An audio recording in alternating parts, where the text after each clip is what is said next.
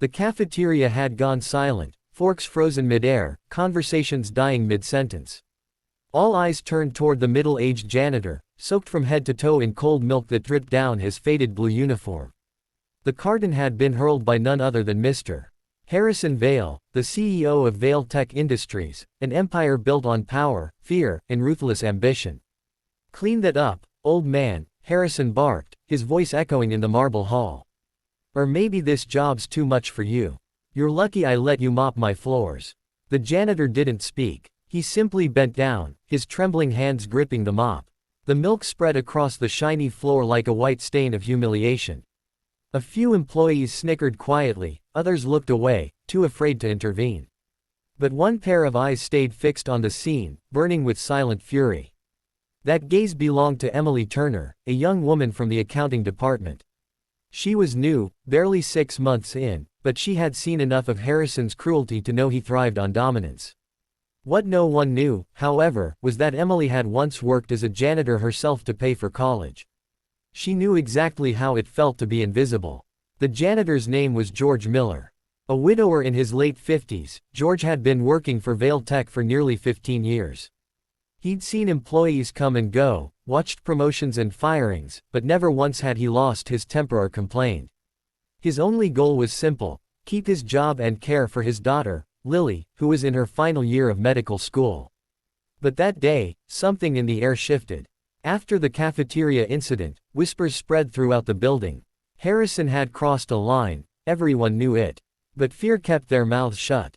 Everyone except Emily. That evening, Emily found George in the janitor's closet, still wearing the same milk-stained uniform. His eyes were red, not from anger, but from quiet humiliation. "You don't deserve this," she said softly. He smiled faintly, trying to hide the pain. "It's just milk. I've been through worse." Emily shook her head. "No, it's not about milk. It's about respect." For the first time in years, George looked someone in the eyes and saw sincerity, not pity. Emily had an idea, and she wasn't afraid to take a risk. Over the next few days, Emily gathered evidence, videos from cafeteria security cameras, testimonies from witnesses, and old records of workplace abuse that had been buried under legal threats and silence. She compiled everything into a single digital file titled, "The Truth About Harrison Vale." Meanwhile, Harrison went about his days as if nothing had happened. He bragged at meetings, fired 2 interns for minor errors, and boasted to investors about the discipline that made Vale Tech strong. But his arrogance blinded him to the quiet storm brewing beneath the surface.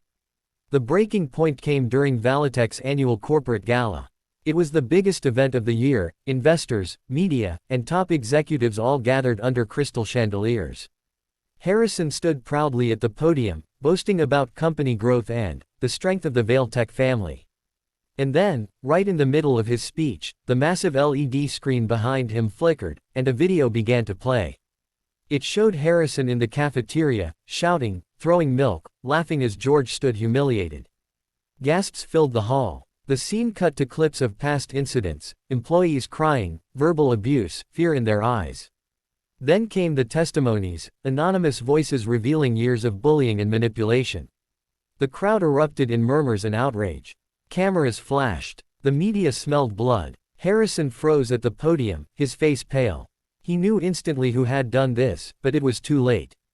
Security escorted him out within the hour. Within days, the board of directors suspended him.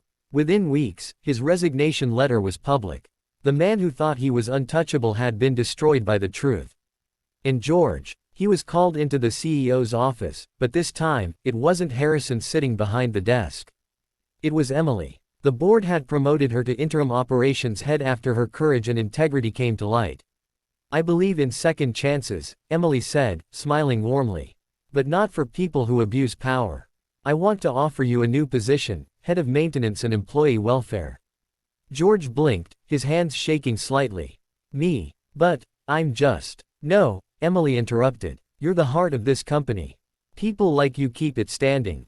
Tears welled in his eyes as he nodded slowly.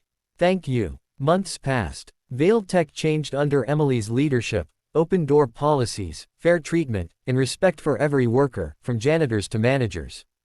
The company became not just successful, but admired. One afternoon, George stood in the same cafeteria where it all began. The floor gleamed as always, but this time, people greeted him by name. "Morning, Mr. Miller. Hey George, great job on the new lounge." As he poured himself a cup of coffee, he saw Emily across the room. She smiled and raised her cup. He smiled back, whispering to himself, "Guess sometimes, justice just takes a little time."